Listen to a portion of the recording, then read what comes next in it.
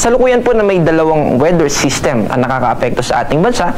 Ito po yung easterlies o yung mainit na hangin na galing sa Pacific Ocean na nakakaapekto sa Metro Manila, sa Luzon at sa malaking bahagi ng Visayas, at yung ITZZ o yung Intertropical Convergence Zone na nakakaapekto po sa southern part ng Mindanao. Ano po ba yung ITZZ? Ito po yung salubungan ng hangin from Northern Hemisphere at Southern Hemisphere, at kapag nagsasalubong po sila, dahil mainit po yung hangin na nasa equatorial region, ay may tinatawag po tayo na updraft o yung movement ng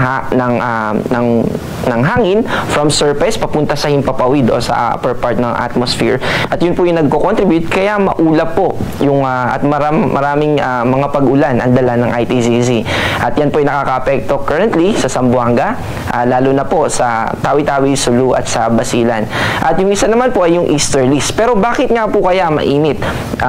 Ano po ba yung maaari pa na nakaka-contribute sa mainit na panahon na nararanasan natin, lalo na sa Luzon at sa maraming bahagi ng ating bansa? Dahil po ito sa high pressure system na umaabot po at nakakaapekto dito. Yung expansion or yung extension ng high pressure na yan ay nakaka-contribute para magkaroon tayo ng fair weather or yung mga walang mga cloud systems na mag-exist.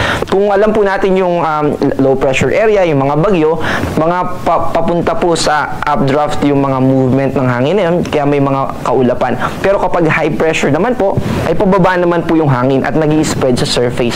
Kaya clear sky condition at mas mainit po dahil direct na masisikatan ng araw yung mga kalupaan natin dito. At kung ulan man po, ay ito po ay localized thunderstorm at hindi po ito magtatagal.